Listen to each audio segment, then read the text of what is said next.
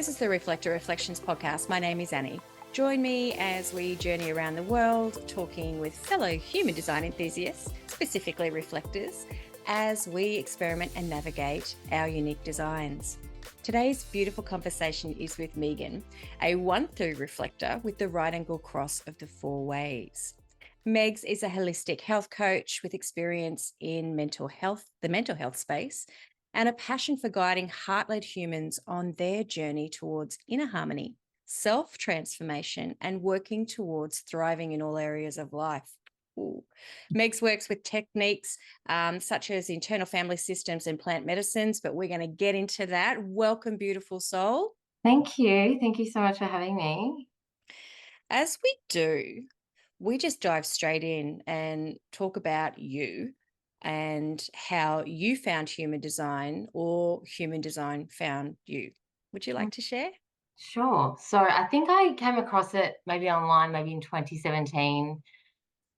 Having a 1 in my profile, I wanted to dive deep, but I just couldn't find anything about reflectors that I was satisfied with. So I just parked it and left it there. And then I think I heard a podcast with maybe Jenna Zoe in 2019. So I kind of did a bit more reading on that. And once I started reading about being a reflector, it just made so much sense to me.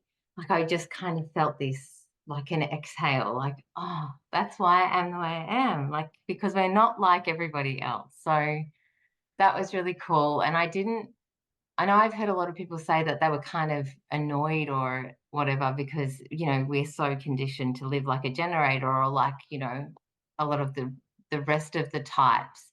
But I just felt like, I don't know, like it allowed me to start opening up this, like a self-forgiveness thing. It's like, it's okay if you get tired. It's okay if you don't want to keep up with everyone else. And I guess that was a big piece of my puzzle in my own journey and starting to come back to myself and just who I truly am. So that was when I discovered it. I then had a reading in 2020, December 2020, which again I found interesting, but it was done by a generator.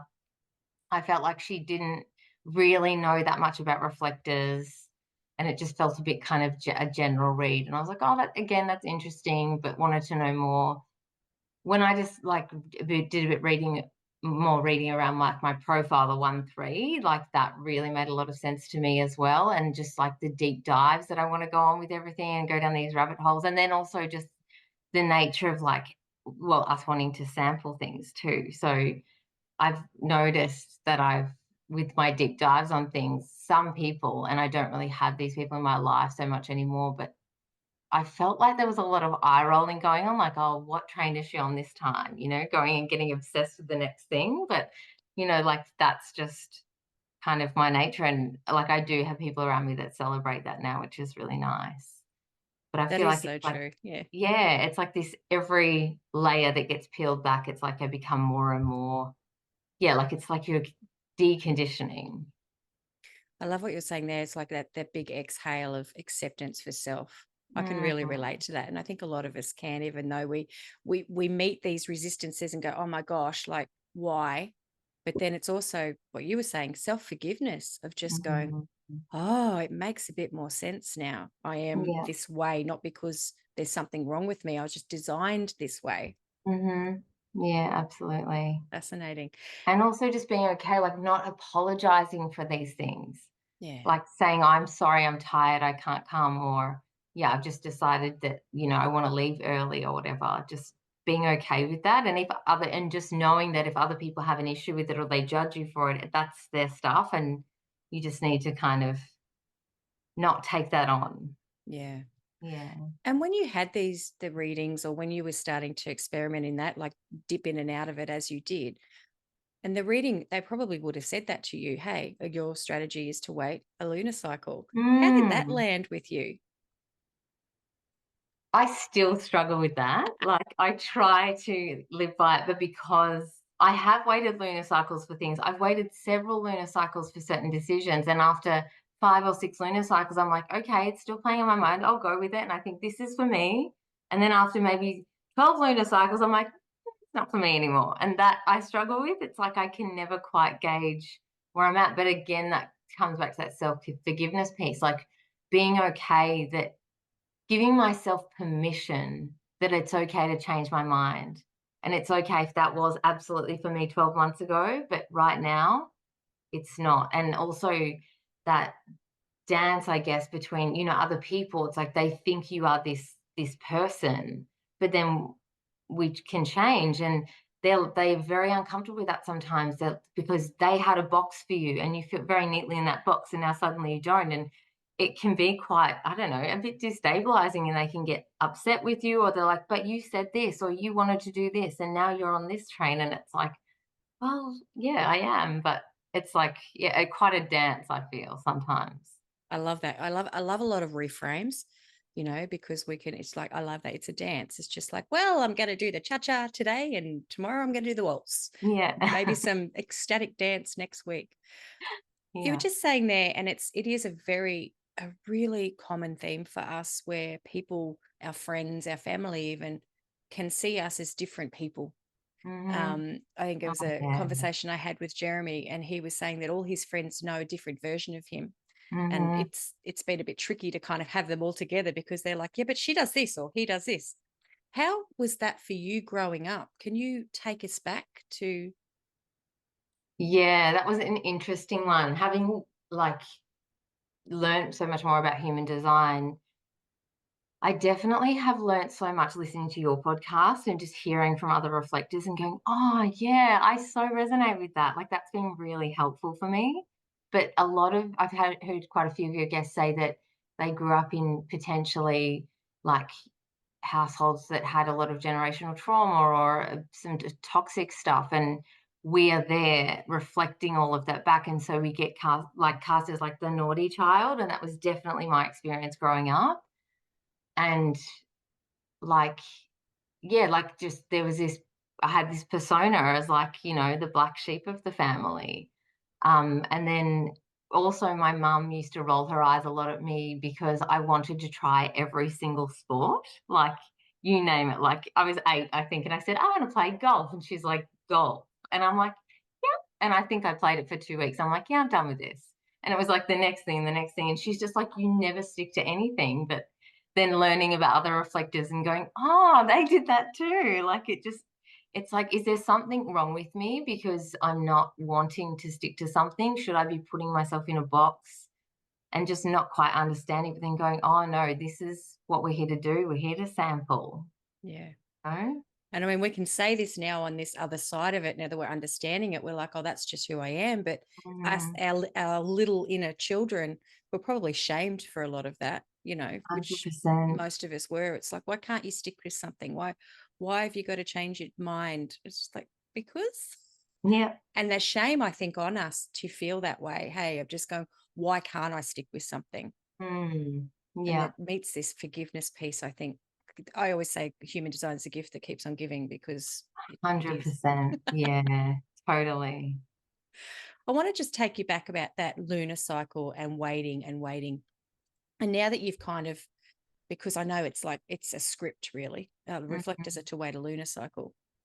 But I find it's interesting to talk to people of just, taking that big inhale and having a pause and feeling how things can change through us.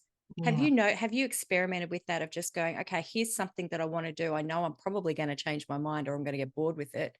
Mhm. Let me see how long it takes before what I call the rose colored glasses come off. Have you had a Mhm. bit of a play yet of that and just felt it go through you where you're just Yeah, like, yeah, nothing. totally. Yeah. Yeah, I feel like with a lot of the deconditioning that I've done, I've been able to come back to myself. And there's some things that people write about reflectors that I don't, it hasn't necessarily been my experience, but that I like, and I totally don't agree with this, but that whole concept of, like, we don't produce any of our own energy, like, or that, we don't, I've even heard people say we don't have a personality of our own, like, it's just us sampling from everyone. But I think we still have a body, and even though we're all open, our bodies still hold, like, ancient wisdom, and we can feel into that.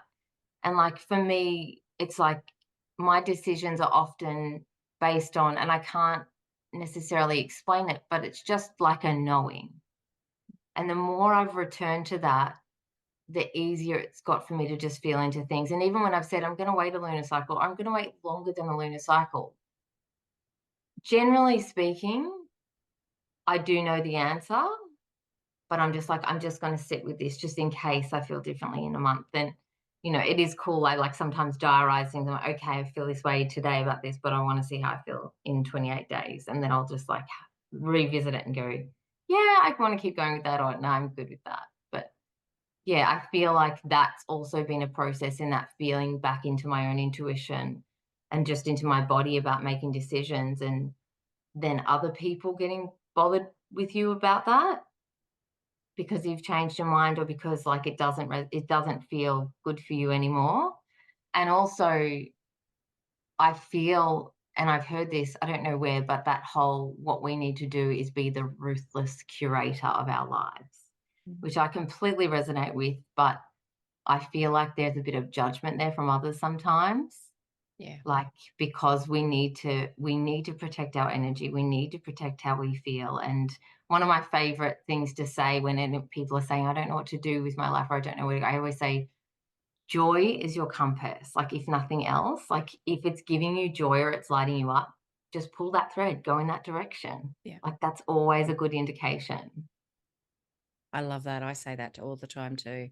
Yeah. Follow your joy, follow what sparks and lights you up inside and makes you smile for no other reason than you're smiling, or Yeah. time's gone. That's when I think you're in real good alignment. Or, when time just, oh, where was that? I was really enjoying that moment.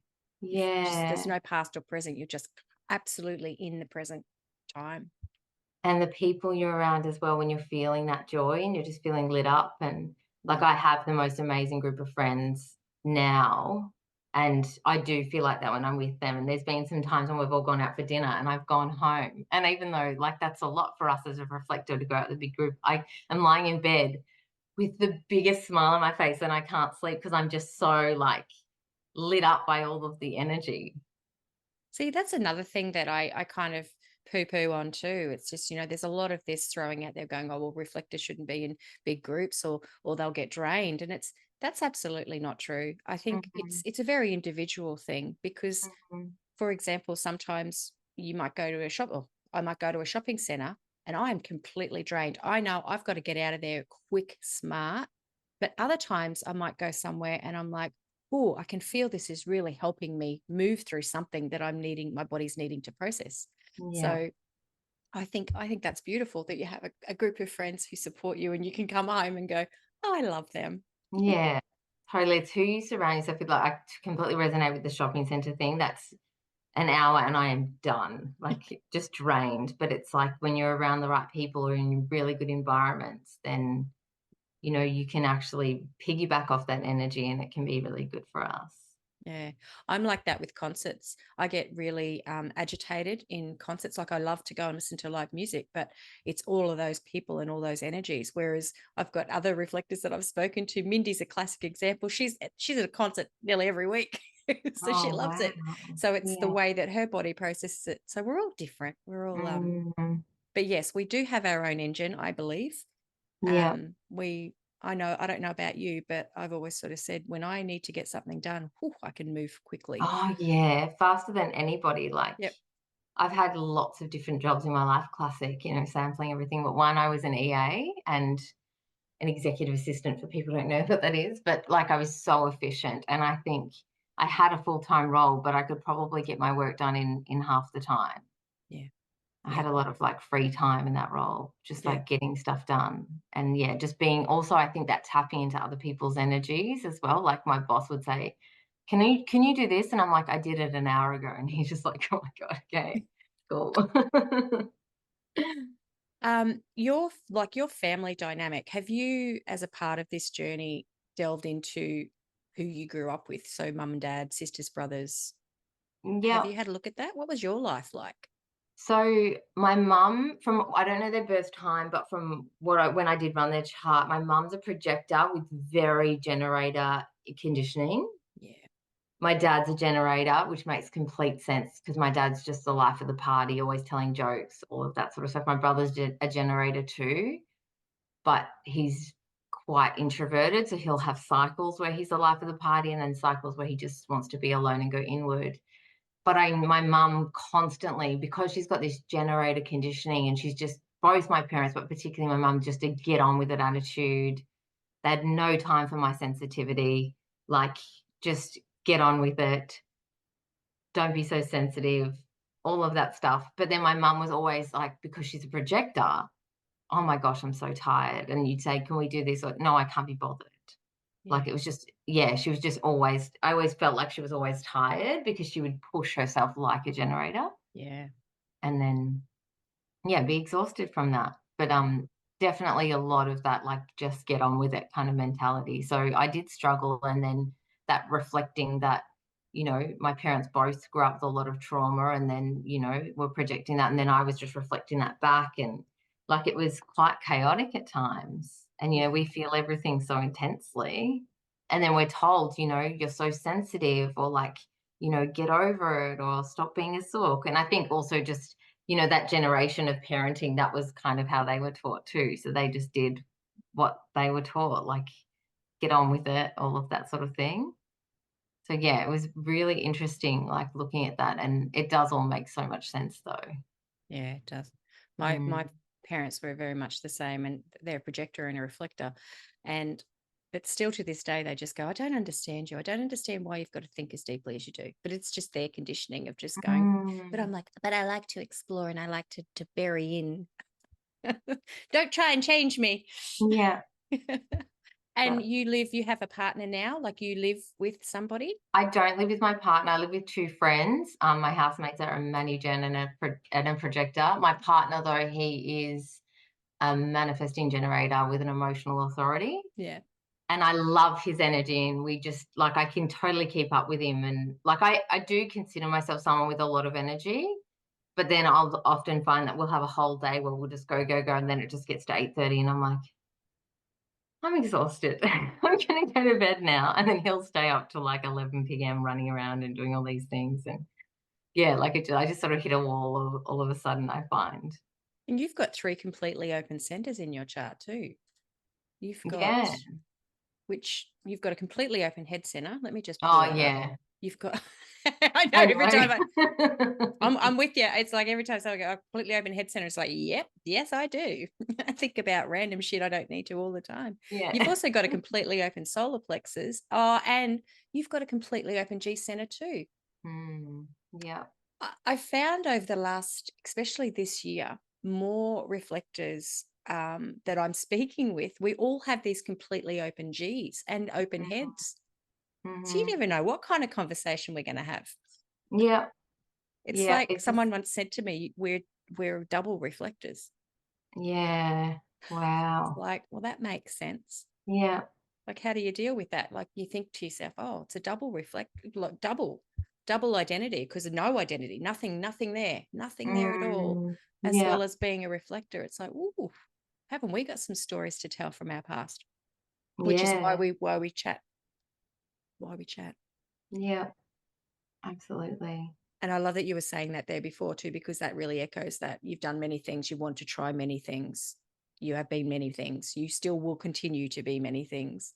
Yeah, yeah, and just being open to the possibilities, like, that element that when I was diving into human design and seeing the, the signature of surprise and the not self thing of disappointment, I think they are such a beautiful complement to each other, because when we are, like, disappointed, we're not in self, but it's like, well, don't be, because the universe has something so much better in store for you. And when I've really lived by that and being open to all the surprises that life has to offer, like, that's when life gets really juicy and really magical, Just going, okay, well, what's next for us? Because, like, if we think, and I say this to everybody, like, you think about the worst thing that ever happened to you was actually probably the best thing that ever happened to you. Like, it was just a redirect, and it's like just being open. I think that's such a gift that we have as reflectors, is we're so adaptive. And I've even heard, I think it was on your podcast, I might have heard someone speaking about, given that, like, we can grow up in toxic environments where we're reflecting back and we end up with a lot of trauma, but we don't become our trauma doesn't become us, because although we're absorbing, we can let things go, which is Yeah. just such a gift. I truly believe that. I think that we have, if not the most resilient, and I say that word very air quotey because sometimes it doesn't get across what I'm trying to say. Yeah. But it's like of all the shit that can get thrown at us, it doesn't stick. It's our mind that makes it stick. But a lot of the time, once we start healing or, journeying through, we can kind of like drop it like a pen and it's Yeah. gone. It's just like the literal Teflon. The shit doesn't stick. And it's like, Yeah. it's fascinating to observe when you can get out of your head and just drop it and it's gone. It's like, oh, okay. But it's the story we tell ourselves. So Mm, that's a conditioned aspect. So yeah, yeah. yes. Yeah. It's such a gift though. Like I think there's so many great things about being a reflector. Yeah, Yeah. yeah. The invisibility though. Have you noticed that in your life? Like that's often the most challenging is people can sometimes, I don't know if this has happened to you, you can be going around the room and they will skip you. Have you Yeah. ever had something like that happen? Definitely. I also have like some kind of wounding around like people don't want me around. Like I have this anxiety that sometimes when people invite me places, like they're just kind of being kind, which I'm working on that. And I'm doing a plant medicine journey in 2 weeks and I'm going to work through that. But definitely that skipping you, or you go somewhere and you meet someone and they're like, oh, nice to meet you. And I'm like, I've met you before. And they're like, they have no recollection. Or in the street, people bump into you and they're like, "Oh, I didn't see you there." Like, that often happens. Um, but I think, yeah, like that people just they skip over you or they don't see you or they sometimes won't include you in the conversation or, like, they'll say, "Oh, you're so quiet. I didn't even know that you were there," that kind of thing. Yeah. Um, but, like, learning that about, like, because we've got those open energy centers, people can't necessarily, like, feel us. But at the same time, I do like it in ways where I can just sit back and observe, and, like, that's kind of our role sometimes is just to sit back and observe and just sample into everything and feel it, and, you know, then we can, like, if it's more about, I guess, that, when people ask for our reflections and they ask for what we think, like, that's you feel so seen. Yeah. And when we're in groups or in spaces where we are asked for our opinion, like, and people actually want to hear it, that they're prepared to, like, often people, you probably experience this. I know a lot of other reflectors say this, that we've always kind of, our whole lives, people come to us for advice, but then sometimes they don't want to hear our advice because we can be, the truth tellers. Yeah. And sometimes people aren't ready to hear that. So that's been also a dance of, you know, feeling into their energy, like, are they ready to hear it? And also I've had to, in my life, when I was a lot younger, I was incredibly blunt. Some people would still describe me as that, but being able to say things a little bit more diplomatically, feel into their energy and see where they're at, and see, although I could tell them, I've learnt to ask them questions first, and that's been, I mean, having that path, becoming a coach as well, like, that's what our role is to empower people, which I love, but asking them the questions, and sometimes I won't even say anything. I'll just ask them a few questions and they'll find the answer on their own, and then they're just like, "Thanks so much," and I'm like, "I didn't do anything," Yeah. but, just being that mirror for them, which is really Yes. cool. I have found it very similar. Like in my younger years, I've got a fifth line, so I constantly, still to this day, meet that challenge of going, okay, you got a problem, I'll fix it. It's very much like, whoop, there's a problem, I'll fix it. Um, Yes. and I've even had to say to my family, like, it just give me something to work with because I'm not just going to sit here and do nothing. I need to be active and need to be involved in this. Otherwise, I'll go and do something else. Mm, But I have yeah. found that just waiting and observing and learning to lean into that again, his time, he's our time is our friend, and feeling into people's energy and not just jumping in and going, I know everything about you. I'm going to go straight in there and tell you everything. Blah, blah, blah, blah, blah. And then they go, what the fuck? Oh, yes, and I so resonate with that rescuer piece, and I feel like that's, for me, part of the conditioning. It's like, also, I mean, I understand the fifth line for sure, but also I feel that I've been that rescuer or fixer, and then to learn to not do that because they need to sit in whatever they need to sit in. But also, before I couldn't tolerate them sitting there suffering because I could feel, especially if it's someone I care about, I could feel their energy, I can feel their suffering, and Mm. that was too much for me to hold. But to be able to teach myself to just let that go and let them sit in whatever they need to sit in, because I'm not empowering them by trying to run in and rescue, but just going, this is their journey and they need to, like, walk through their journey. Absolutely. I agree Mm. 1000%. And may I ask, how do you process that? I mean, we're both therapists, so there's a lot of, especially the work that you do, Mhm. it can be quite, can I say this lovingly? It can be feel quite heavy. Totally. And even in the one of the Facebook groups for reflectors, I think it was last week, they were talking about how do we not get emotional? How do we not get sensitive about something? How do Mhm. you process that? Do you have a strategy when you're in coaching with someone? I find if I'm having to, so just as an example, when I've done plant medicine journeys facilitated, they're quite a lot of energy going on. And this isn't specific to that, but I find I need to get it out in nature. I mean, I can do it daily, but a proper, like a hike or something once a week, like going to a waterfall, or even just, I live right near the beach, even just going and getting in the ocean, like that is medicine for me. And I only really truly discovered that last year, where I was consistent with it. And it was almost life changing for me to know that and to gift that to myself every week and make sure that I am doing that, Yeah. because you can get out into nature and I literally feel my cells just let go of whatever it is I'm carrying, no matter how intense it is.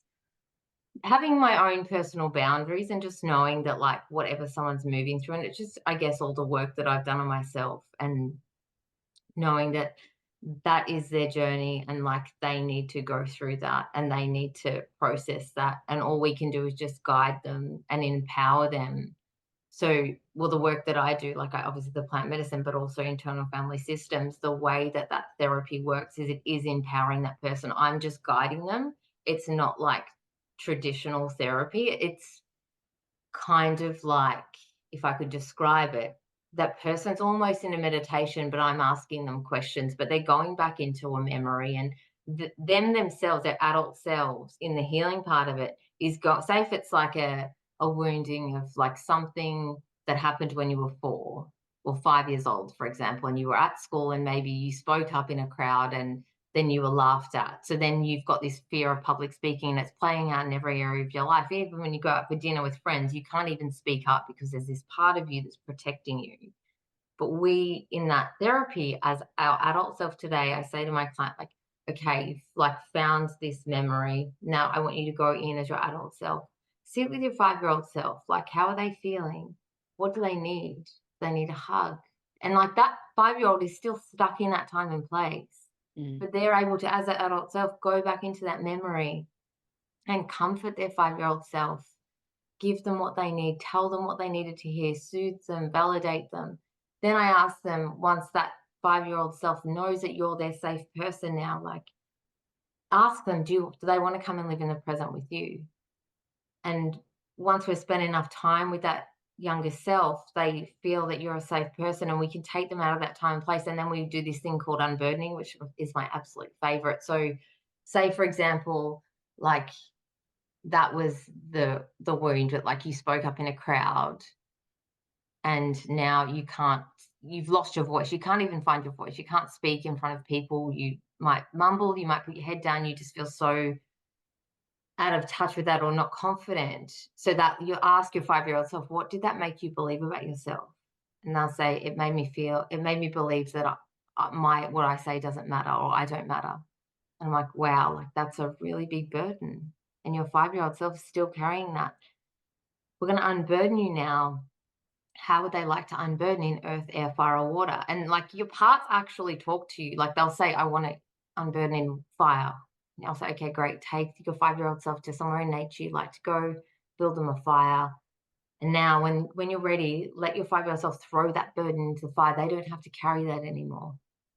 and you watch their face. They generally have their eyes closed because it is quite experiential, and often they'll cry, but you'll see their whole face soften, their shoulders drop. It's like that thing they've been carrying for 30 years, they've let it go, and it's like it's so healing, but they get to do that themselves, like, as an adult self today. So whenever a traumatic memory comes up or anything, like, once they start to do parts work or internal family systems therapy enough, they can actually, on a daily basis, work with their parts and work with those memories. And, it's so empowering. It's like such an amazing tool to take through their lives, which that's why I love it. Like, I resisted. I know this is what I was meant to do. And it's kind of life's kept leading me back. And I finally, of course, I've just turned 40 last year, and it's like now I'm here. But it's like I found, well, these types of therapy where it's like people get to take their power back, which is such a belief for me because it's been, well, part of my own journey as well, which we can talk about too, my mental health journey too. But Yeah. that taking your power back, and that we have everything within us. We have all the resources within us to heal Yeah. and to grow and expand and evolve. We don't Absolutely. need to outsource our power. No. I love Mm. that so much because I think, again, we're all often on the same wavelength. We're all often on the same wavelength. It's quite fascinating when you get us all together and there's a very similarity and we're just kind of all expressing in different ways. It's like we're mycelium. We're just like little mushrooms everywhere. But Yeah. it is about that. It's just like a lot of the therapies, and you would have done them too, because I know I have pretty much nearly done everything. Mhm. But the ones that I'm not in control of, that's the wrong word, but the ones where it's about me taking myself there, they're the ones that have landed the most. Even Yeah. human design, it's still a matter of me, like wading through it and understanding me. They're the ones that land. But if you don't mind sharing, let us go back because this is fascinating. How did you get into this? Where's this journey that's led you to here? Yeah. Well, I think, I mean, I started doing therapy when I was maybe 21, just traditional like CBT therapy.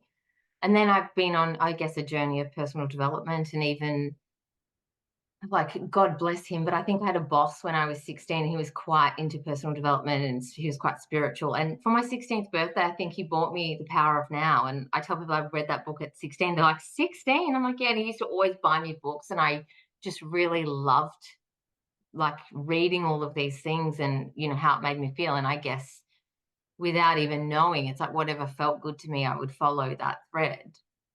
And then just doing lots of personal development.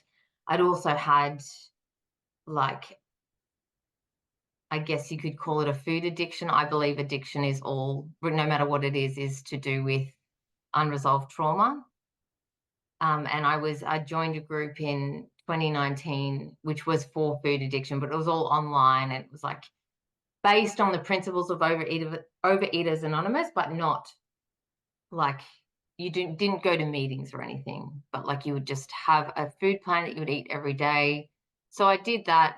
I lost some weight, but it didn't actually like help anything. I still had no, because I was just so not regulated and I wasn't in my body, I was in my head. I didn't have any hunger or fullness cues. So I just couldn't Yeah. possibly know or have any intuition around food.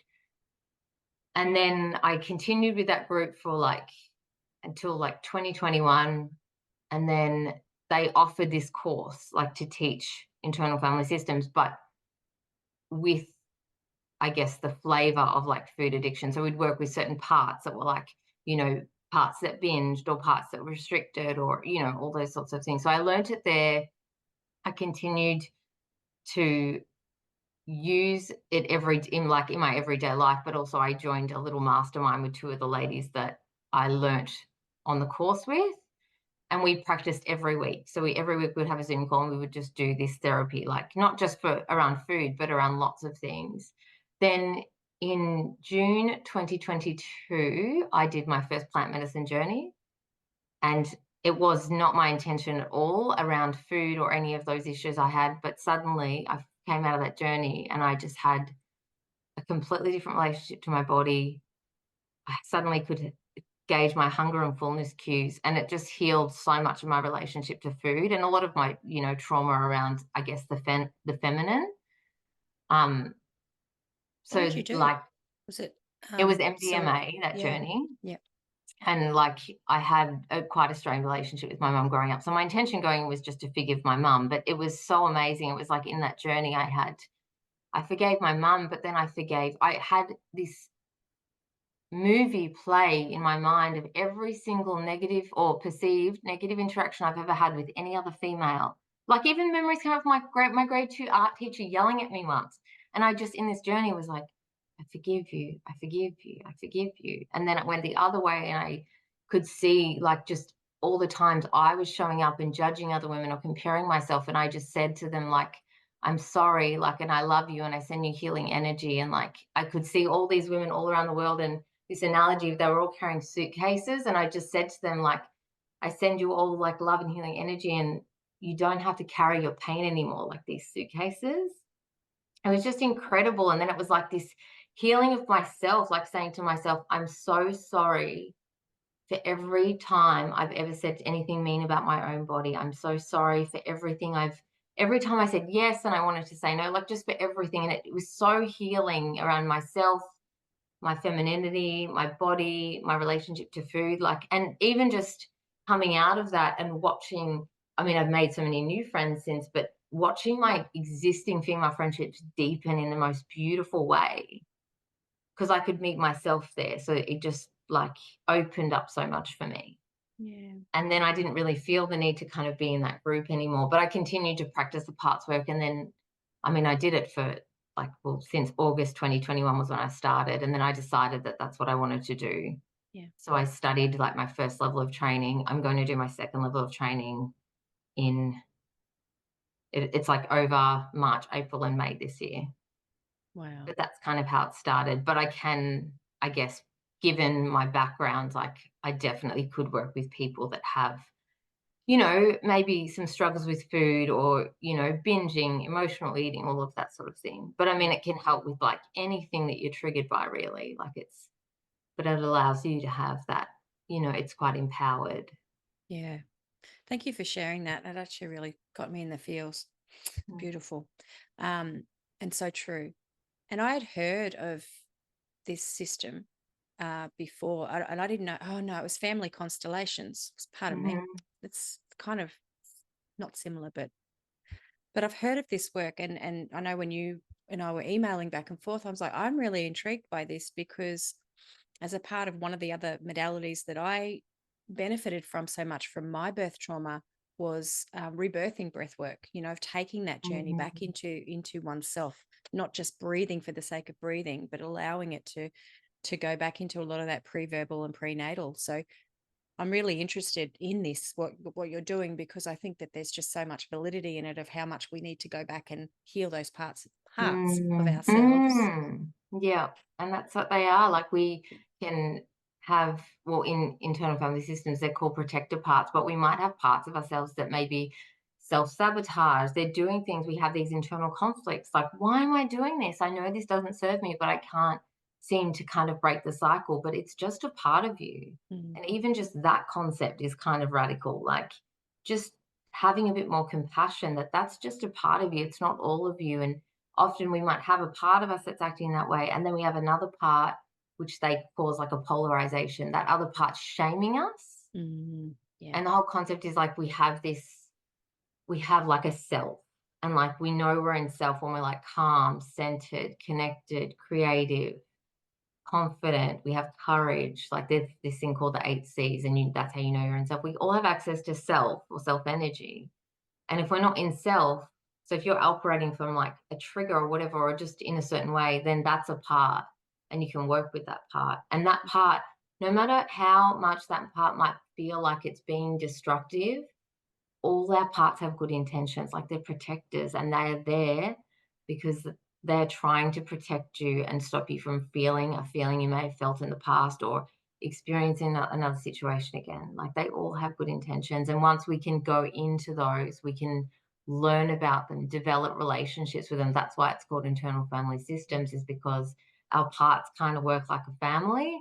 And Yeah. sometimes that's healthy, and sometimes it can be a little unhealthy. But we develop more trusting relationships with them so we can work with them from self energy, because that's when we can work with them. They won't communicate with us Mm. generally unless we're in self energy. And then we can like develop those relationships and go in and heal those parts. And also those protective parts that have been doing their roles for so long, we can give them a new role. And once we've healed the what we call the exile underneath, but it's often that inner child part that that protector is protecting, you can give them a new role. And like you ask them, what would you like your new role to be? And they might say, I want my new role to be fun. And then they're in charge of making sure you're having fun and, you're remembering those parts of yourself. And like, Yeah. it's a much more healthy, integrated role too. What a beautiful tool modality for just the one life, but also deconditioning journey. You can just see Totally. it's one of these moments when we find this out, just using human design as an example or any modality, something that hits you and just goes, what is this? Who am I? I'm Mhm. starting to see now more about me. But it's Mm. always the journey back to oneself. And I just love all of these tools and modalities that can help us reconnect us back to who we truly are Yes. outside of all of the other shit, outside of all of the everybody else's opinion, because a lot of those parts, I'm assuming it's the same as like, whose voice is that speaking to you? Mhm. Sometimes it's not even us, it's mum or dad telling us stuff. And there's this part of us that believes that. Oh, Yeah, and it's deep. repeating things. It's like, some of us, maybe our parents didn't speak to us as kind as what we would have liked, and, like, we all have the part of an inner critic, like, we all have that part, and sometimes that voice is repeating that. For me, it was repeating the same things my parents would say to me, and it was like, I was literally just rehashing it out every day, Yeah. and it's like until I could kind of go in and heal that part and work with it. And Yeah. then it wasn't until then, like, we can cognitively say, I'm going to speak kindly to myself. I'm going to put a post it on my mirror, like to say, I love myself or whatever. But it's like until we go in and do the inner work, we can't quite break those patterns or those cycles until we go in and work with those parts of ourselves. And Absolutely. And it's a big thing for, I mean, open centers in general, but reflectors. It's always the first questions you can kind of ask yourself in meeting yourself as a reflector is, oh my gosh, who am I because I've been conditioned by my past? mm, Every single one of us has got so much more conditioning of who we were around, what religion or whatever was around us has truly conditioned us to who we are. So mm, it's always good to sort of like strip away those layers as best we can. mhm, You were saying there, and I want to touch on this because obviously um, in this day and age, it seems to be that plant medicine is the way that we are busting through a lot of the crap. We're busting through a lot of this rigidity and blocks that we've all had as humankind. I mm, believe that plant medicine was always back in the day, and that's how we kind mm, of evolved. But yeah. then the powers that be have kind of shut us down and or made it illegal. I know Mhm, for years I didn't think that I could ever do plant medicine here in Australia because it was so illegal. It was so hard to find mm, anything. I thought I would have had to get on a plane and go to Peru or mhm, South America. yeah. And then I realized, oh no, oh no, you can. So and that was that the door burst open. Yeah. So was that your experiment too when you started to get into this of just going, I want to try this. I need to feel it from just what other people had been saying. Yeah, I guess I've just always been interested in healing and yeah, doing the work. And I was in a group coaching container for like 18 months. And my coach was very much like he had used plant medicine and he had seen firsthand, and not just from him, but clients as well. And so then that's how I was kind of introduced to it. And then, yeah, I was able to do my first journey I did my first journey in a group, and I've done quite a few group journeys, and I've quite liked them. I've known other reflectors to do group journeys, and they haven't necessarily liked them because they are tapping into the energies of everyone in the room. But I seem to kind of, yeah, ride the wave and have always had, knock on wood, good experiences.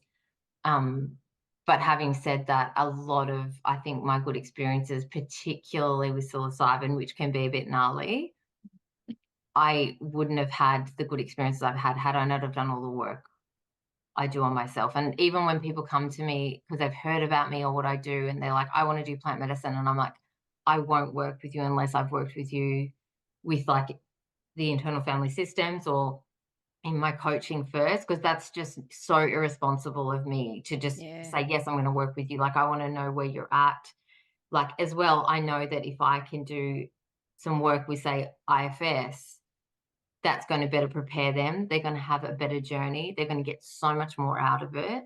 They're going to be able to navigate it much better. Their integration is going to be much better. And I find that they're such a beautiful complement to each other, particularly with psilocybin. But whenever you do a journey with everybody, no matter how many you've done, there's a part of you that's nervous, and that's Yeah. completely understandable. Like, I don't know what this is going to bring up, like what's going to come out. But Richard Schwartz, who's the psychologist that invented internal family systems, I was watching a webinar, which only learned this in the last few months. He actually has done loads of work with psychedelics, and he says that the only reason why people have bad trips is because they haven't got proper permission from a protector part first. And so I've even been able to go into like retreat spaces and that we're doing these kinds of journeys and take everyone through a meditation the night before in like with internal family systems principles, and we get permission from that protector part, and I like guide them through to go in and heal that part of themselves.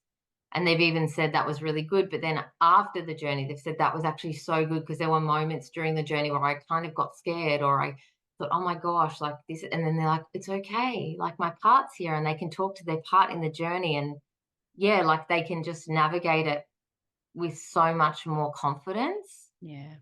and it's not scary. And then, they have a good experience as well.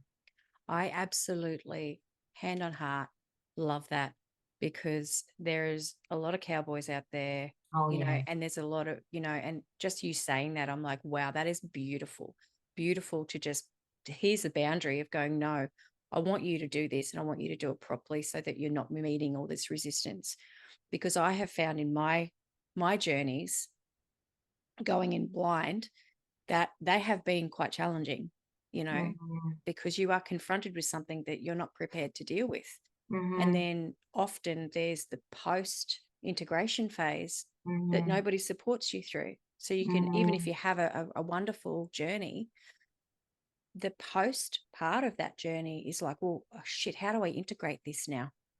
Mm-hmm. It's a huge thing, the lack of integration afterwards, I think, in a lot of these spaces. So, The um, preparation and integration is equally as important, if not more yeah, important than the journey, and also the set and setting. Like some people, I've heard of people, not that I've done ayahuasca, but I've heard of people that rock up to an ayahuasca ceremony. There's 50 people there. There's no prep. There's no integration. They just go in. They have no idea what to expect. They can sometimes rock up by themselves. They don't know anyone. Like I've only done journeys with people that I trust implicitly.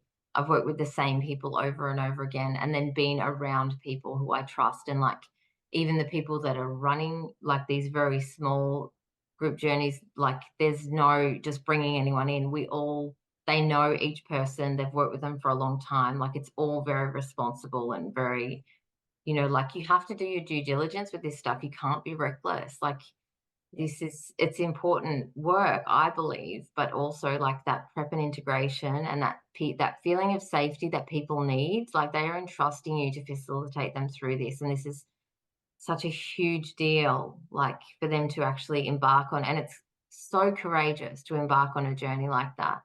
yeah, Like they need that support, or they need to, as at the same time, you're not there to save them. And like that's the thing I always say to people, like this is your journey, and like I'm just here to guide you, but like you are your own healer. And I even I have an ick about the word healer sometimes, because when someone calls themselves, they say, oh, my healer. I'm like, no, you're your own healer. yeah, Like you are the medicine. You have the medicine within you. yeah, It's like empowering people and knowing that they have the power within them to heal, but you're just guiding them, or, yeah, providing a tool, whether it's IFS, whether it's plant medicine, whether yeah, it's breath work, like whatever it be. Like yeah.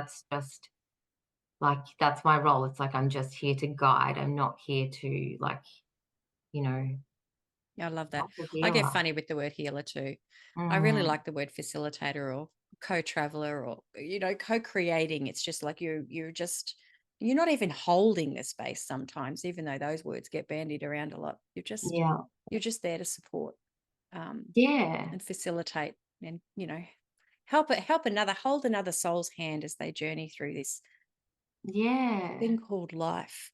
Yeah, and there's That's something to be said, like, when I did my, facilitator training for plant medicine, like, the lady that trained me, I just loved her ethos, but she was I don't know if you're familiar with the work of Sharon Stanley, but she's obviously a, um, plant medicine facilitator, but she couples her work with the work of Sharon Stanley, which is a lot of somatic healing, and Sharon Stanley is very much about us returning to, like, that innate wisdom within our bodies, that ancient wisdom, and she couples, like, I guess, the way we think, like, Western kind of thought with, like, Indigenous knowing, and Sharon Stanley's gone and lived in Indigenous communities in, like, other countries, and that whole and I think we don't get it sometimes in our culture, we're so individualistic, but that, Indigenous cultures, they would if they someone had a trauma, they would sit in circle and talk about it, and it's like, for you to facilitate,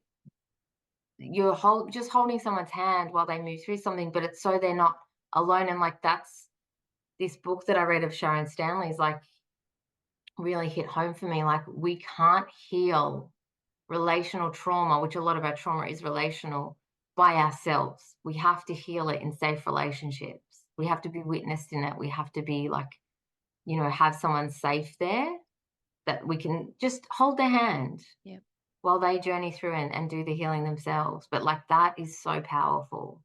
yeah.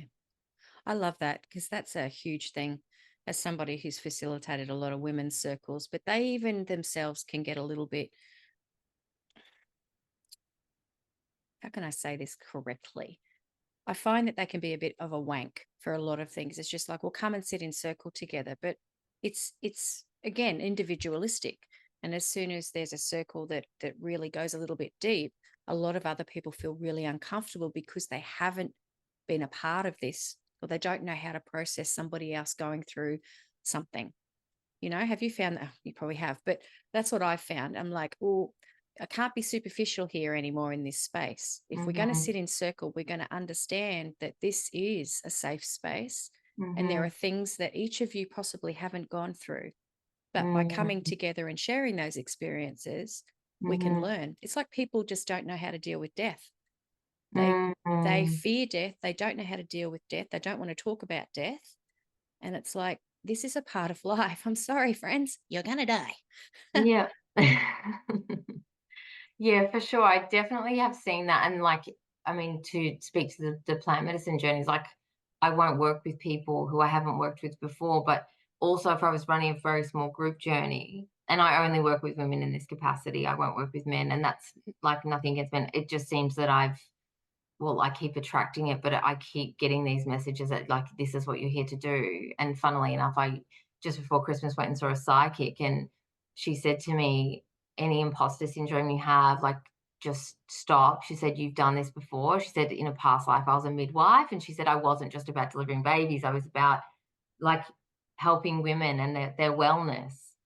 And yeah, like if I did do a circle, I would certainly be very selective about who I put in that circle. Like, and I would only put people in a circle if they had done a lot of work on themselves first and they were all kind of on a similar plane. So they could hold each other if there was some sharing maybe before or after. And if someone hadn't done so much work or they had a lot more trauma, I probably wouldn't work with them. I'd just say I would need to work with you obviously prior, like in say the therapy space, but also I want to do it as a one-on-one with them because those people are generally going to need much more support. Yeah. And I love that you were saying there, just taking you back a bit to working with reflectors, because that's come up a fair bit as well, where they can take on, well, I know I have experienced this myself, where I could not journey. I was so mindful of what was happening with other people, and I didn't want to be. Mhm. I didn't want to be, but it was like, oh my gosh, I knew exactly what was happening for every single person. Mhm. And no matter how I tried, I even, this was with ayahuasca, had a dish, like a second cup to see if I could just go in myself. Mhm. No, it was like I was on the periphery just observing. And I've Yeah. gone through that. This was many years ago now. And I think that's a trauma response of mine to just go, I don't feel safe. There's no way. So it was a control thing. But the Mm, second night, what happened is we were able to go outside because the weather was good and it was perfect. yeah. So I could just go. And I also set the intention. I'm like, I don't want that anymore. I don't want to be. Mm, Can I please have, I journey. We journey together, but I journey. yeah. I don't want to be sort of trying to fix everyone. It was fascinating. And that going outside for you as well, like, because we can dispel that energy into nature. Yeah. And another thing my facilitator would say, which I just adore, and I use it in my parts work now, but like she says, and this is like this kind of, I guess, that connection to the earth and that indigenous knowing that she teaches, but it's like that everything that is coming up for you, or if it's getting too much, and I've used it with my clients, like breathe it out and breathe it down into the earth, like the earth can take it for you. And if it's coming up, you're feeling that heat in your body and it's like coming up and it's so intense, or you're feeling just so overwhelmed, just breathe it out down to the earth. The earth's literally been carrying us for 70 billion years. It Yeah. can take it, Yeah. you know? Yeah. And Yeah. it's like knowing that that's there to support you anytime you need it. Yeah. Yeah. I love that. We Mm, we don't give just being in nature, touching a tree, just asking for assistance. We don't give it enough credit. It's just um, so the ocean yeah. help. I'm a water person as well. I go, Mm, that's my first thing, bath, anything, even if it's a yeah. hose. It's Yeah. I love that. Yeah. Um, sorry, I just had to draw a little thing there while you were speaking because it's like you've got little angel wings coming out the side. Do you have that? Do you have Ah. do you have the side as well? Do you have like obviously we know stuff, we feel it, but with that Mm. open head, do you have a lot of um visions? I don't have visions as like I can very strongly visualize. And I mean, like I've done lots of careers, as I said, one of them was an interior designer. And before I was a designer, I thought everybody could visualize, Yeah. but they can't apparently. But I just have a knowing, like whenever there's this just like just I could make a judgment. And I've often struggled with this as well. Like, you make judgments or you feel into someone's energy, you're like, I don't feel comfortable around that person. And everyone's like, oh, Megan, but they're so nice. Like, they're lovely. And I've gone, I just don't feel comfortable. And then a year later, this person's done something and they're like, I can't believe they did that. And I'm just like, not going to say I told you so, but it's like that too, just being able to trust my intuition, but not necessarily having to share that and just going, I'm just going to remove myself here. Like I'm just going to step away. This doesn't feel good to me, and that's okay. Like if that feels good to others, that's okay too. Yeah. But it's like it's just for me a knowing. And obviously Mm. like it's not like, we have that gut response like say a generator or I but it's think we just like have that though. I get gut just pings. a knowing. Oh, yeah. Like It's just a sometimes deep it's a knowing. and sometimes it's a physical reaction that I have. It's like, oof. Mm, But in yeah. the past, and here's our younger selves, we probably would have stayed in those situations or we would have stayed in environments or been friends with those people who just Mhm. weren't feeling good and we would have just blocked it out. Yeah, I would tell myself, like, "Oh, stop judging," because that's what I would hear, "Stop being so judgmental." And I would ignore red flags or ignore my feelings or ignore my knowing, and then I just learned, like, every single time I ignore that knowing, that intuition, that's when I get myself into trouble. Like, you just have to trust it and go with it, and if people are annoyed or pissed off that you can't give them the explanation, well, you just have to be like okay to stand in your truth and just go, this is my truth. Like, this doesn't feel good to me. Yeah, And be beautiful. okay with people being upset with you. Yeah, Like, we're not yeah. responsible for everyone's feelings. Mm-mm, no, I've loved this chat. Can you share how people can work with you, where they can find you? Yep, sure. Because this is phenomenal work you're doing. You're a true gift to the world, Thanks, Angel. Annie. As are you. My website is just coachmegs.com.au, and or you can find me on Instagram, which is where I hang out most of the time, which is mental health coach Megs. Yeah, yeah, I love it. Is there anything else that you'd like to share about your journey? Any parting wisdom for your Um, fellow reflectors? I think that, the being the ruthless curator of your life is like the best advice, I think, for reflectors to really just know that, like, it's okay to be that ruthless curator, like, you're not a bad person. But I was thinking about the deconditioning stuff before because I feel like that is kind of where our work is in the world. But one thing that has helped me immensely is knowing my own values. And it's like, I think I was originally introduced to Dr. John Demartini. He's got like a values determinator on his website. You can just do a quiz and go through the process. But knowing my values and then making those decisions accordingly. Like, one thing that I don't do is I don't drink because that just doesn't feel good in my body and that doesn't feel good for me. But living in Australia, we have like it's so embedded in our culture. But because I know that health is one of my number one values, I'm totally okay with saying no. And if people judge me for it or get upset with it, I don't, it's like water off a duck's back. But it's like knowing your values is such a good compass when we've got all the noise going. It's like, well, I know these are my values. And generally, you'll be happier when you're just living in alignment with your own values, not someone else's. And then also that helps in your relationships, I feel, because you're not then projecting your values and you can see, oh, they're just doing that because that's what they value. Like, that doesn't necessarily mean that, you know, anything really. I think that's probably the most helpful thing I could share. Yeah, and I love that. I'll drop a link to that because it is important. Mm. There's a quote that came to mind when you said that. Um, something about what you're not changing, you're choosing. Oh, Interesting. yeah. Because a lot of times we do. I don't drink either. There's a lot of times that, it's like, well, why? Why do we do that to ourselves? Why are we punishing ourselves in a way? Because we are self-sabotaging. But Yeah. anyway, oh my God, we could sit here and just chat about We personal development could. all day. I love it. I love it. I love it. Totally. Thank you so Good much one. for sitting in space with me. Thank you so much for sharing your journey. I want to have more chats with you. Yes. And I want to explore this system with you. So yeah, I'll be coming down. Amazing. Well, thank you so much for having me on.